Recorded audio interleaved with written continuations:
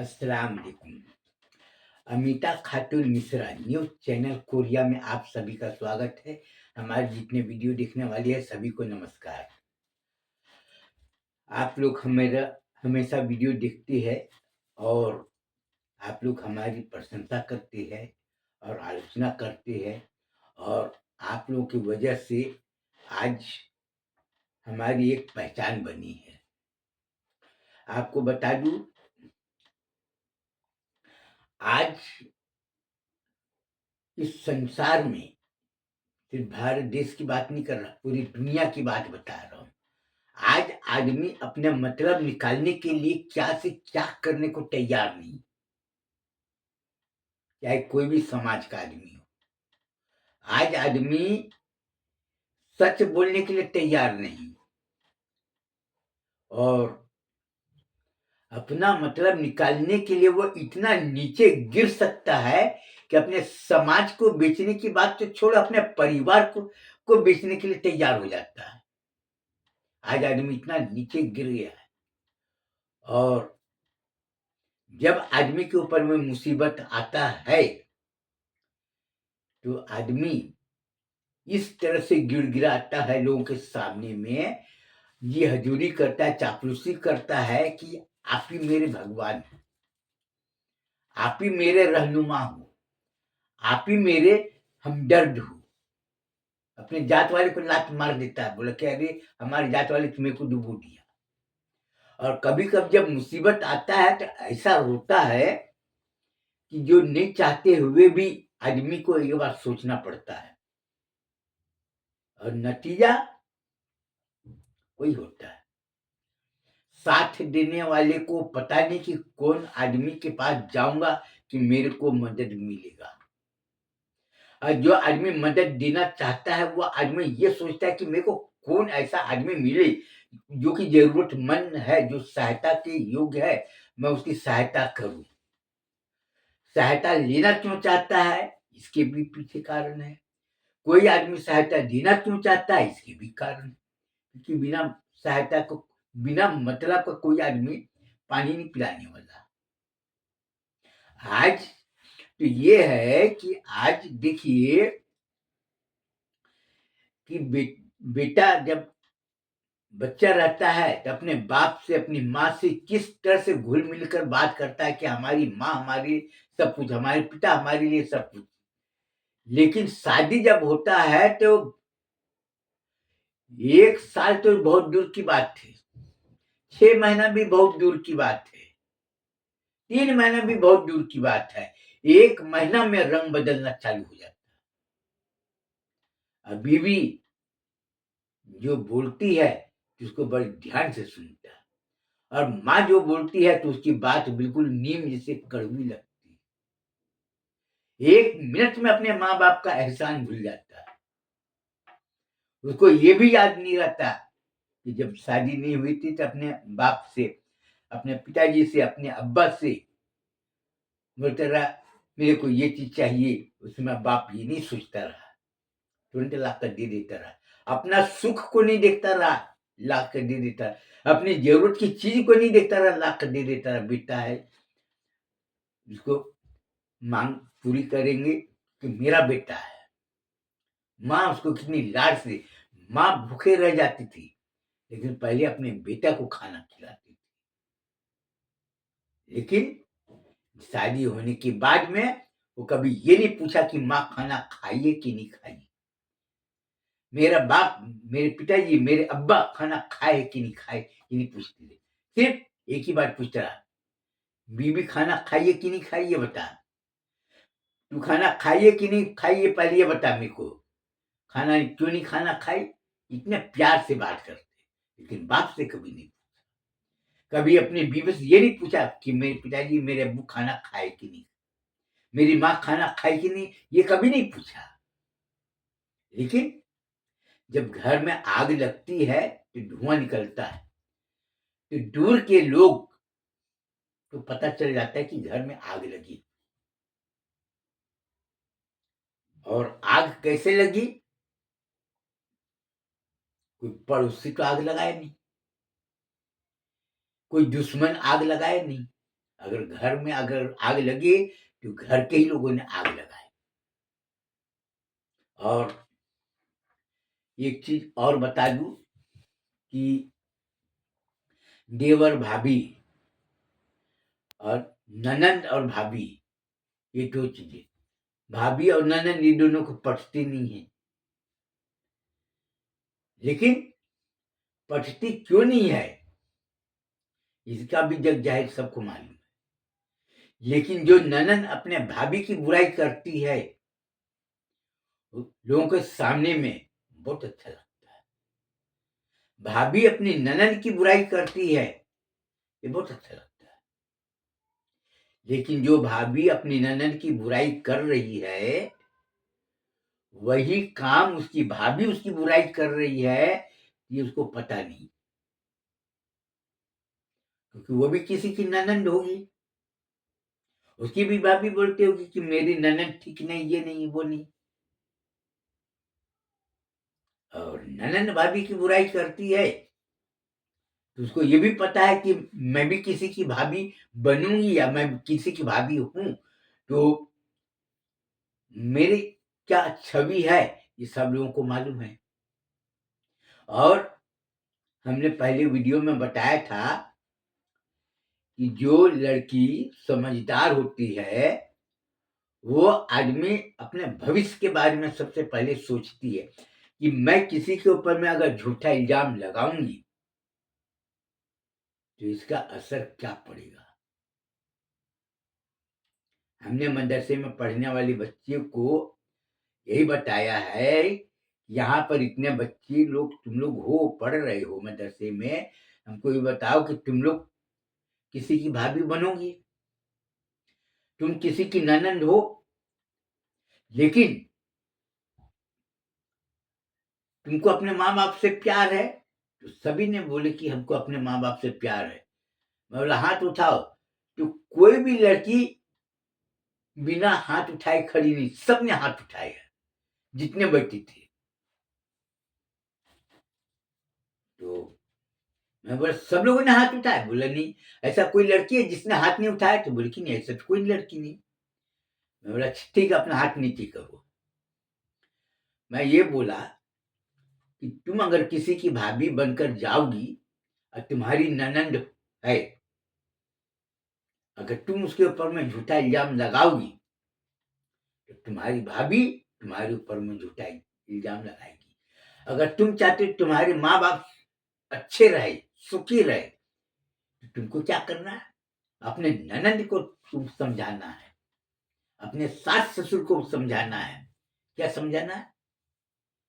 अपने सास को ये बताना है कि मैं किसी की बहू बनकर आई हूं, अगर मैं आप लोगों के साथ में अगर गंदी हरकत करूंगी, झूठा ये सब करूंगी, काम का बहाना करूंगी, तो क्या होगा इसका असर पता है? मेरी भाभी मेरे साथ में, मेरे माँ बाप के साथ में वैसा ही बर्ताव कर जैसा मैं आपके साथ में करूँ। लेकिन अगर मैं आपके साथ में अगर अच्छा बर्ताव करूंगी, अच्छा इज्जत करूंगी, आपका हर कहना मानूंगी, तो क्या होगा, मेरी भाभी भी मेरे माँ बाप के साथ में अच्छा करेगी। फिर तो उसकी भाभी है, तो वो भी किसी की बहू, अब वो भी अपना मैके जाएगी तो अपनी भाभी को बताएगी हमें से। तो जैसे साइकिल का चैन होता है ना, घूमता चारों तरफ में, और सभी चैन अच्छे स्टील के बने रहती है। अब एक भी चैन अगर खराब हो ना तो पूरा चैन काम करना छोड़ देगा। उसी तरह से कोई भी लड़की हो, अपने ससुराल में अच्छा बर्ताव करना चाहिए।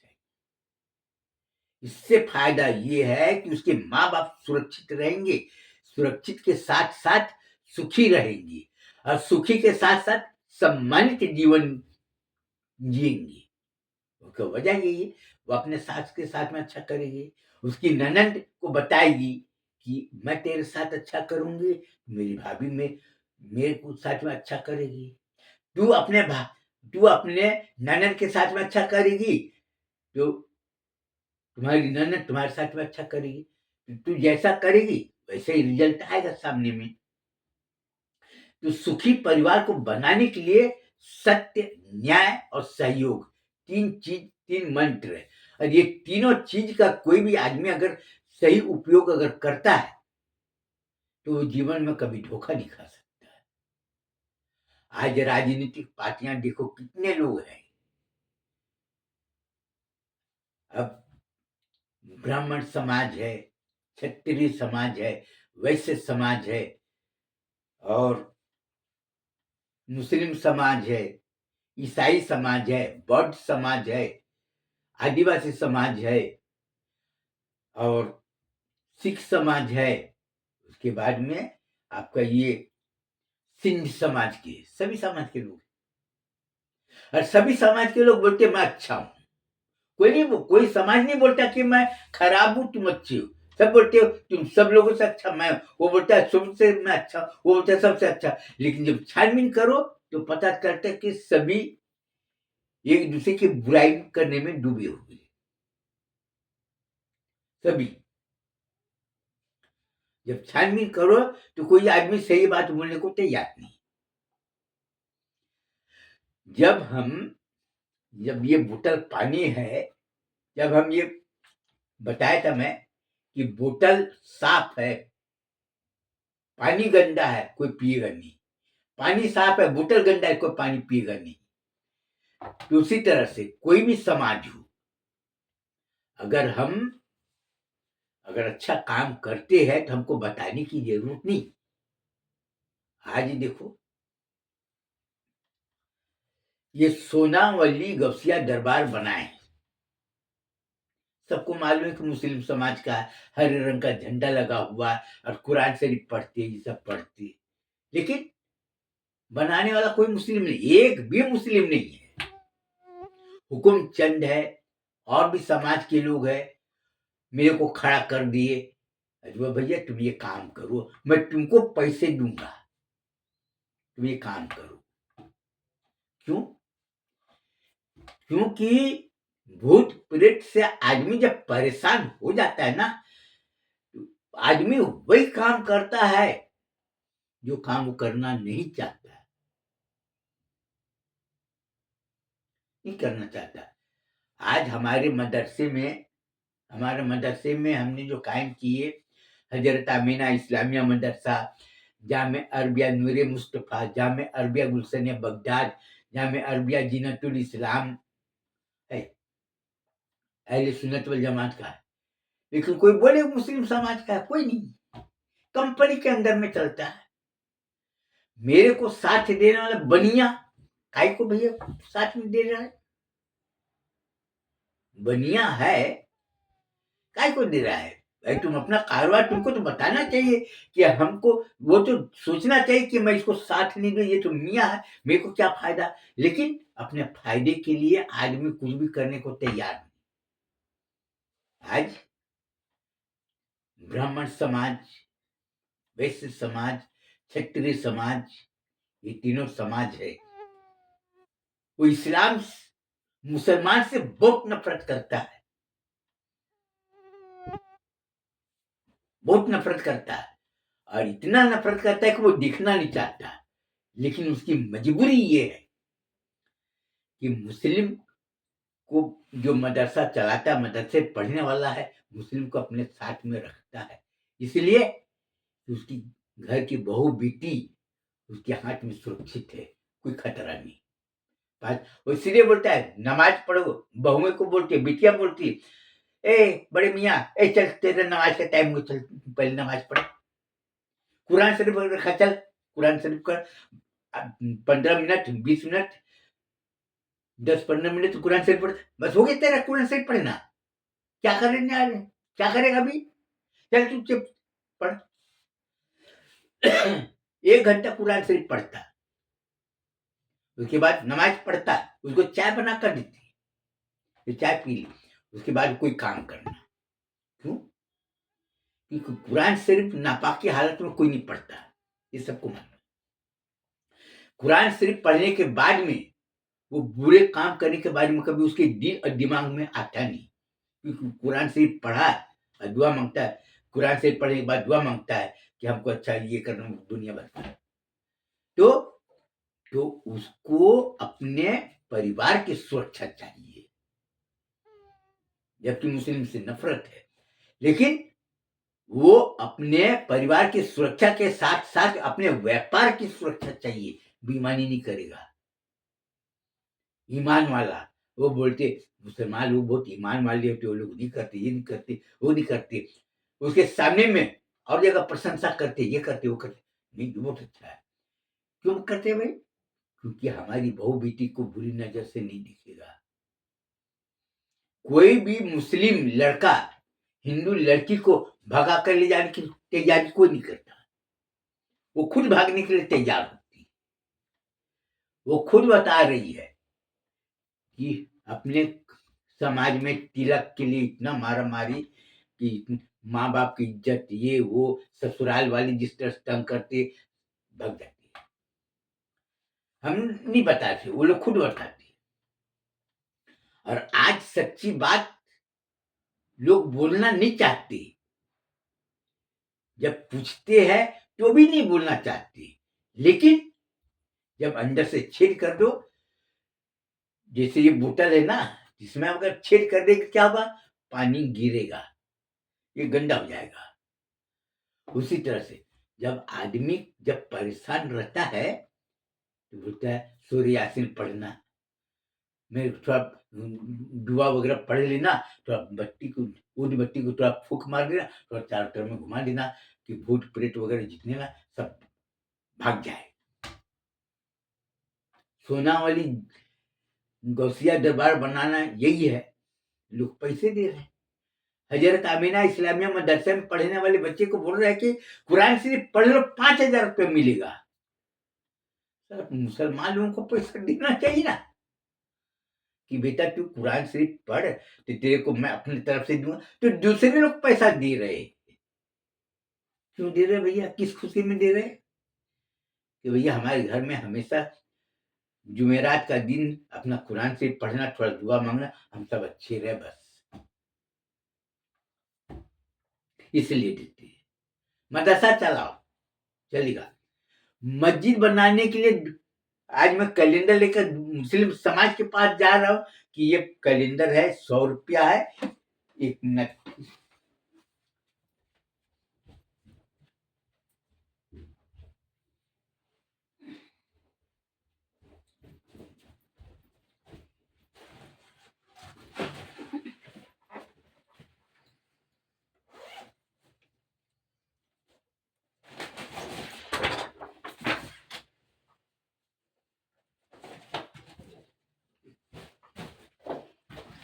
ये कैलेंडर है, ये सुन्नी रिजवी कैलेंडर,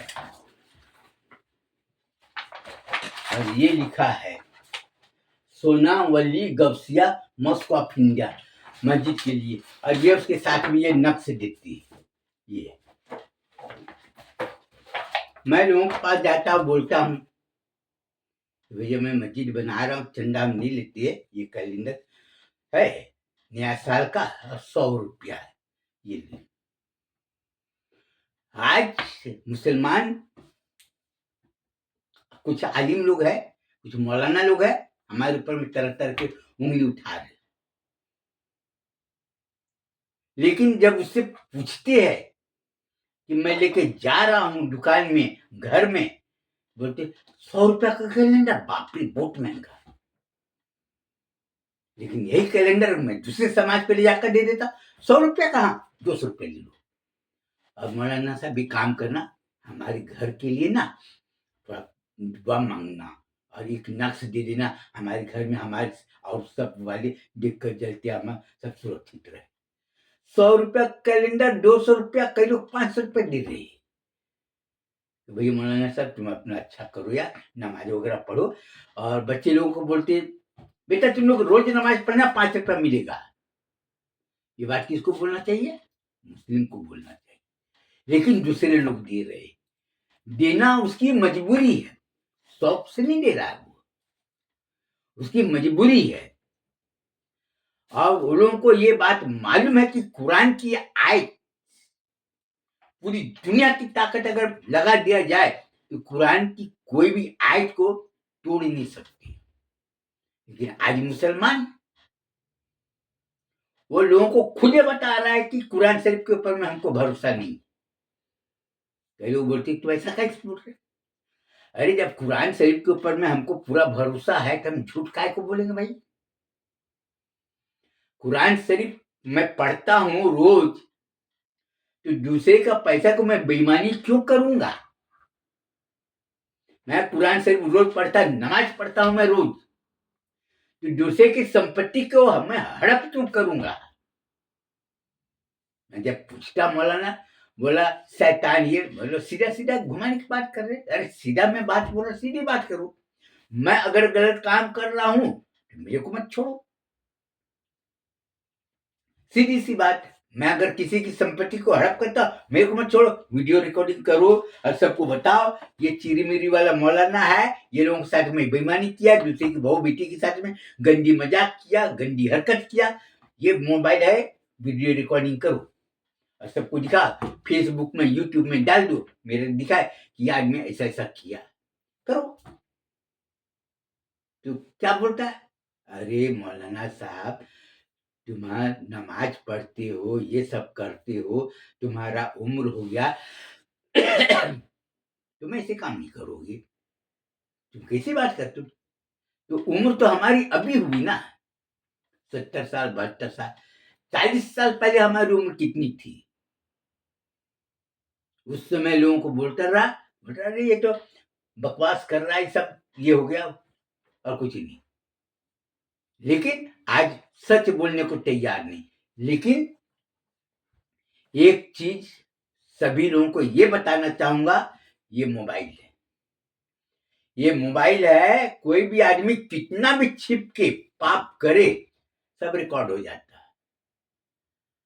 कोई भी आदमी कितना भी छिप के अगर किसी को धोखा देना चाहे सब रिकॉर्ड हो जाता है। कोई आदमी कितना भी अपनी चालाकी होशियारी दिखाए सब रिकॉर्ड हो जाता है।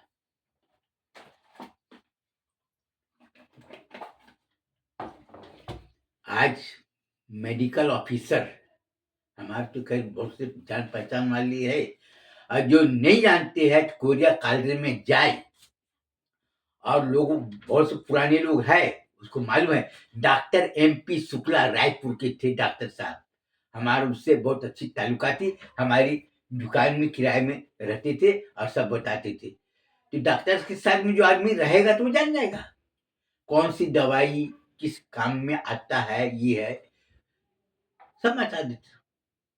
तो जो आदमी अय्यासबाज हो, वो आदमी कितना भी दवाई सेवन करे, लेकिन शरीर उसका बता देगा कि ये शरीर में कितनी खराबी अगर है तो खराबी आई क्यों, वो बता दे। जैसे कोई गाड़ी चलती ना तो पता चल जाता है कि कोई भी पार्ट्स अगर खराब हो जाए तो गाड़ी नहीं चलेगी, वैसे ही जिंदगी की गाड़ी वो सब बता देगा। अगर आप नशा नहीं करते हैं तो आपका बॉडी सुरक्षित रहेगा। आप शराब नहीं पीते हैं, गांजा नहीं पीते हैं, चरस नहीं पीते हैं, कोई नशा नहीं करते, तो आपका शरीर से पूछने की जरूरत नहीं, खुद ही बता देगा, कोई खराबी नहीं आएगी। जैसे बोलते ना गाड़ी वाला, अरे इसमें पेट्रोल डालना था यार, मिट्टी तेल मिलाकर डाल दिया, इंजन खराब हो गई। बोलते ना इंजन खराब कैसे? अरे मिट्टी तेल डाल के चलाया, इंजन खराब हो गई। लालच में लोग बोलते कौन पेट्रोल उतना डालेगा, सस्ते वाला पेट्रोल डाल दो, मिट्टी तेल डाल दो, चलाओ गाड़ी। आदमी लालची लोग करते वैसे ही। तो जब हम नशा नहीं करेंगे, हमारी में हमारा बॉडी में क्यों रहेगा। हम जब अय्यासबाजी नहीं करेंगे, हमारे शरीर में कोई बीमारी नहीं आएगी। किसी भी आदमी से जाकर पूछ लो, पहले गांव वाले की जिंदगी अच्छी रहती रही, स्वस्थ रहती रही, बीमारी नहीं होती रही, उसका वजह यही है। और आज आदमी इतना ज्यादा चालाक बन गया है कि पहले औरतें नहाती, सब कुछ गांव वाले थे, लेकिन चेहरे पर चमक ओरिजिनल दिखती थी, कोई लिपा पोती करने की जरूरत नहीं, वो तो सरसों का तेल लगाते थे मुंह में, ये में पूरा उसका शरीर चमकता था। और आज अपना शरीर को चमकाने के लिए तरह तरह की क्रीम लगा रही, पाउडर लगा रहे कि मैं अच्छी दिखूं। लेकिन आज सबको पास मालूम है कि ये मेकअप की हुई है। जब तुम अच्छे हो तो तुमको मेकअप करने की क्या जरूरत है? जब तुम जुआरी नहीं, शराबी नहीं, अय्याशबाज नहीं, तो तुम्हारा शरीर को नुकसान कैसे हुआ ये कोई भी आदमी जान जाएगा। और आज आपको एक महत्वपूर्ण बात बता रहा हूं। ये मोबाइल आप देखते होंगे, आज 6 दिसंबर है और दुनिया भर के आज बाबरी मस्जिद शहीद हुई। छाती पीट रहे, बोलो हम बहुत दुखी है कि बाबरी मस्जिद से, लेकिन बाबरी मस्जिद किसने तोड़ा? अरे बजरंग दल वालों ने तोड़ा, विश्व हिंदू परिषद वालों ने तोड़ा, भाजपा वालों ने तोड़ा, ये किया। लेकिन आज तुम्हारा मस्जिद तोड़वाने वाले कौन? अगर कोई सच बोले तो मुस्लिम है, मुस्लिम, बाहर के लोग नहीं। आज लोग बोलते मूर्ति बाहर से आए, लोग हंसते हैं, बौद्ध समाज वाले हंसते हैं। बोली मूर्ति क्या उसको उससे वही मस्जिद में दिखी थी? आज निकले इतने मस्जिदें नहीं दिखी थी। आज सब मजाक उड़ा रहे। जो आदमी विज्ञान पढ़े, विज्ञान को कोई आदमी धोखा नहीं दे सकता, साइंस को कोई आदमी धोखा नहीं दे सकता, सबको मालूम है। लेकिन सबको ये भी मालूम है कि सारा दोष मुस्लिम का है। और आज मुस्लिम की बात करो, अरे ये मौलाना जो है ना बीजेपी का एजेंट है, फलाने का एजेंट है, फलाने का एजेंट है। लेकिन आज ये नहीं बोल रहे। हमारे सोनावाली गौसिया दरबार एक भी मुस्लिम ने, कई लोग तोड़ने आए, वहीं के लोगों ने डंडा मार के जो भगा है, तो सब भागने के लिए रास्ता नहीं मिला। आखिर में पता क्या कि साला ये तो मुस्लिम लोग कर रहा है यार, अंदर झंडा कर रहा है यार, ये कर रहा है, वो कर रहा है यार। और ये क्या?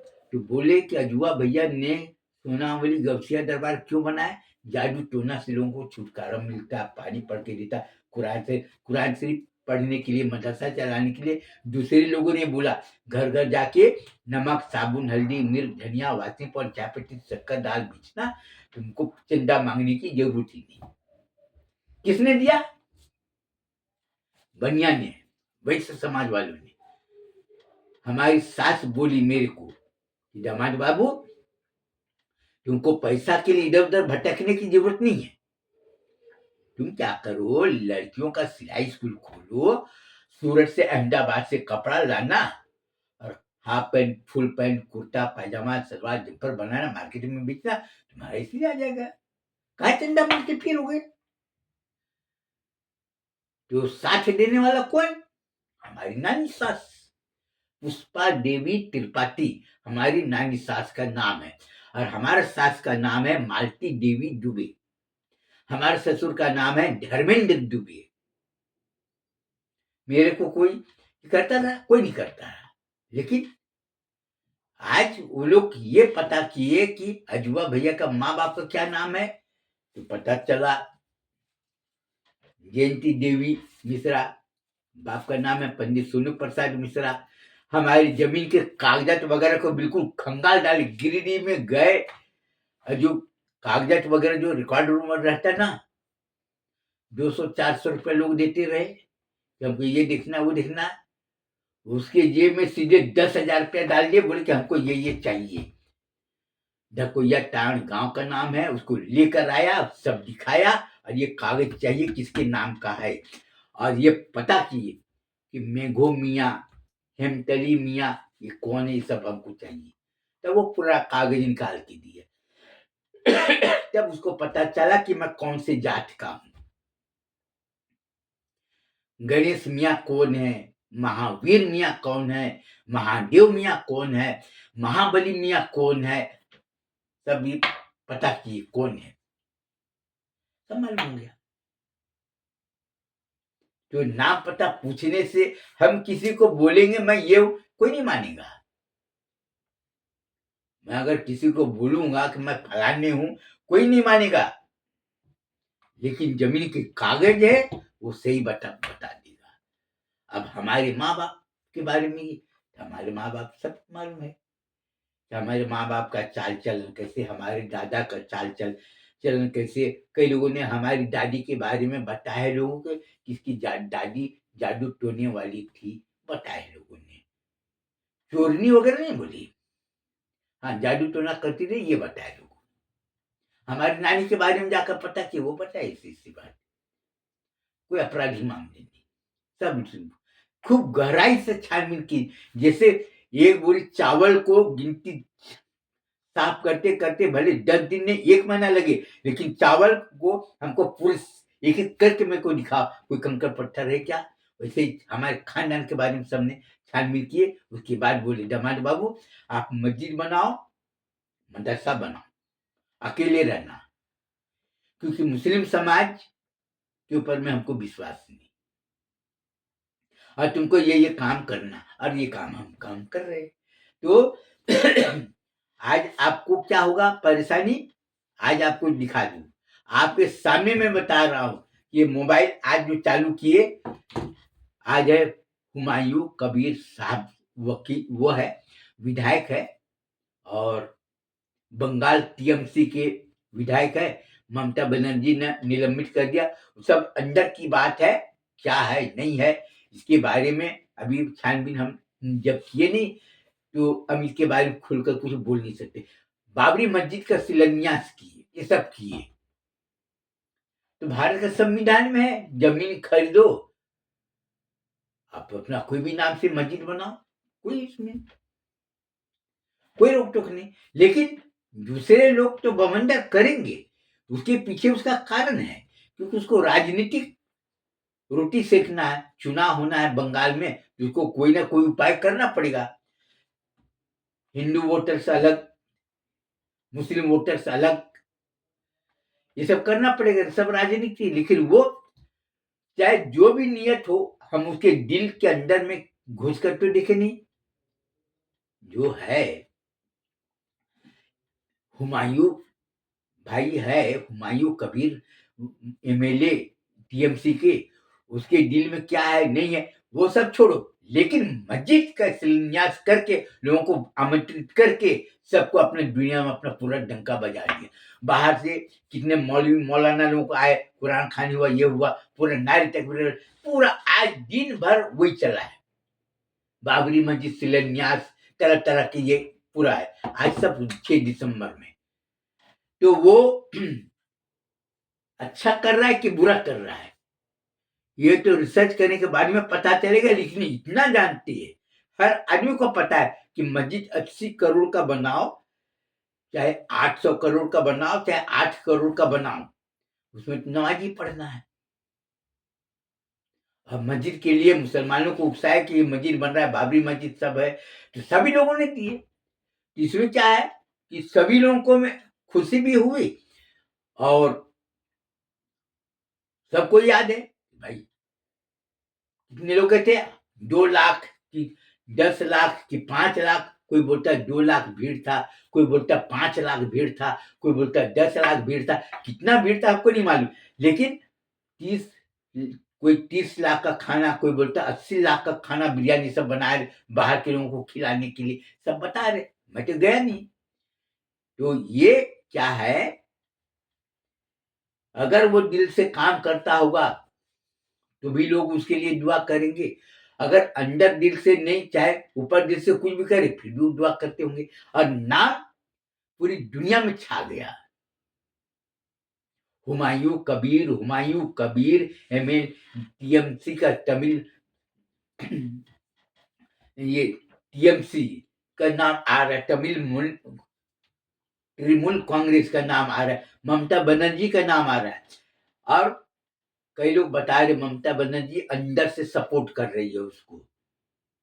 वो तो लोगों को दिखाने के लिए सस्पेंड कर दिया, लेकिन अंदर से सपोर्ट कर रही कि तुम करो। हाई कोर्ट फैसला दे दिया, क्योंकि खिलाफ जा नहीं सकता। अगर खिलाफ में जाता तो हाई कोर्ट जो मजिस्ट्रेट है उसकी बदनामी होगी। अब हाई कोर्ट मजिस्ट्रेट ने इजाजत दे दिया, अब हाई कोर्ट मजिस्ट्रेट का नाम पूरी दुनिया में आ गया कि हाई कोर्ट ने फैसला दिया है मस्जिद बनाओ, बाबरी मस्जिद बनाओ, हम अड़ंगा नहीं डाल देंगे, उसका भी नाम आ गया। इतिहास में हाई कोर्ट मजिस्ट्रेट का नाम स्वर्ण अक्षरों में लिखा जाएगा। अभी बीजेपी वाले कुछ बोल रहे हैं उसका मस्जिद को गिरा देंगे, ये करें, वो खैर बात की बात है। लेकिन अभी पहले जो था नतीजा और अभी दोनों में अंतर है। और अभी सबसे बड़ी खूबी ये है कि आज ब्राह्मणी लोग खुद बोल रहे हैं कि हमारे समाज को बदनाम करने के लिए ये बहुत घिनौना खेल खेल रहा है। क्षत्रिय लोग अंदर से बोल रहा है, हमारा नाम ले रहा है हिंदू का और काम अपना कर रहा है। वैश्य समाज घबराया हुआ है कि ये हिंदू मुस्लिम कर करके ये क्या किया कि हम लोग का जो भाईचारा, जो व्यापारी रिश्ता ये सब था, अब वो सब टूट फूट गया। अभी क्या किया, बौद्ध समाज वाले को खड़ा कर दिए। मुस्लिम समाज ने क्या किए, बौद्ध वाले को खड़ा कर दिए, इधर आदिवासी को खड़ा कर दिए, तुम ये काम करो, तुम ये काम करो। अब वो भी डरा हुआ है, ऊपर से भले फुग्गा फुलाते ना, लेकिन अंदर से डरा हुआ है। क्यों? कि हर आदमी सुखी चाहता है, और जब आदमी की जब अंदर की जब पीड़ा जब खूब गहराता है ना, तब उसके आंख से आंसू आता है, चाहे कोई भी हो। आज ये सोचने की बात है, वैसे समाज अपना दुकानदारी हर चीज के मामले में अच्छे थे, लेकिन उसको बर्बाद करने वाला उसी के नेता लोग, कोई मुस्लिम को नहीं। वो लोग अपने से बता रहे हैं। और आज मुस्लिम का नाम ले रहे हैं बड़े बड़े मौलाना लोग हैं, लेकिन मौलाना लोग जो इतने बड़े बड़े जो डिंगे हाँक रहे हैं, आज देखो कितने मौलाना ने बाबरी मस्जिद का विरोध किया। भैया वो मस्जिद बना रहे नमाज पढ़ने के लिए, तो तुमको क्या करना है? अरे कोई मस्जिद बनाए, किसी के नाम से बनाए, हमने क्या करना है?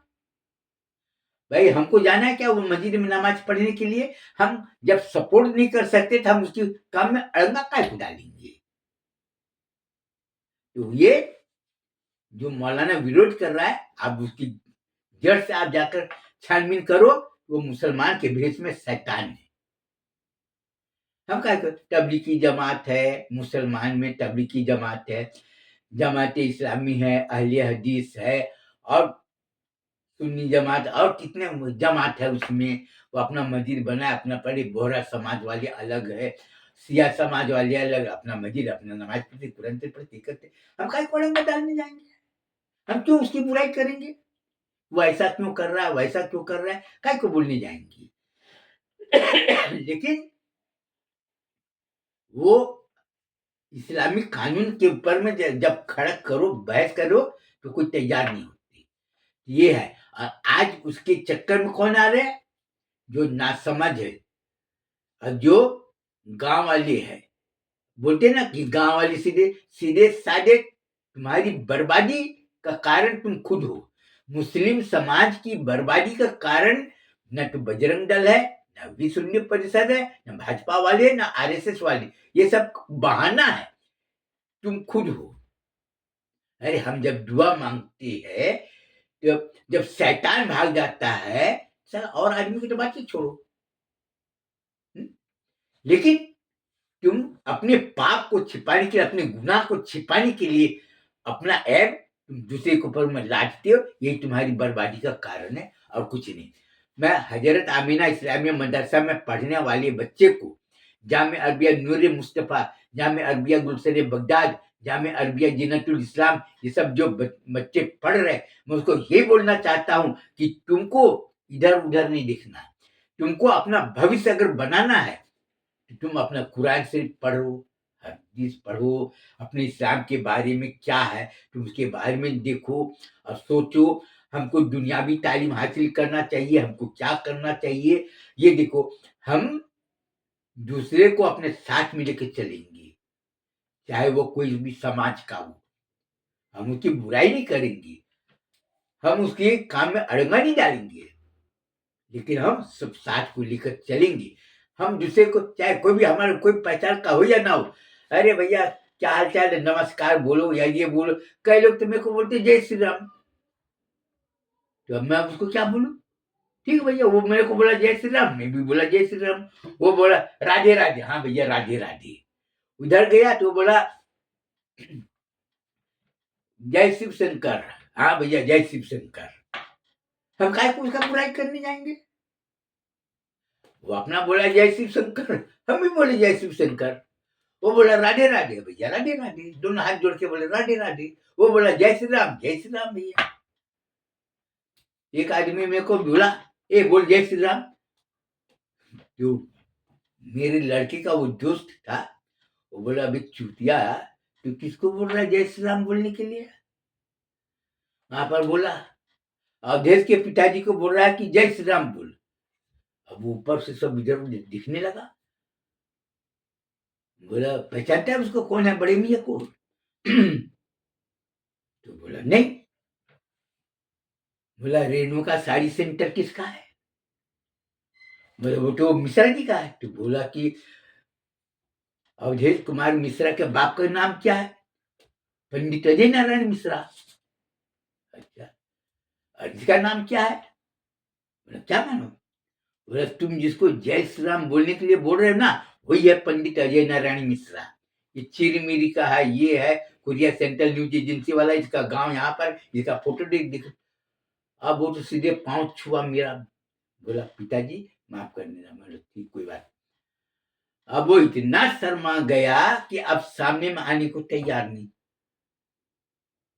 बोला कि आदमी की पवित्रता जिस तरह से, इसमें अगर गंगा जल अगर भर दिया जाए, और गंगा जल भर दिया जाए और किसी ने अगर लात मार दिए तो दंगा फसाद हो जाएगा।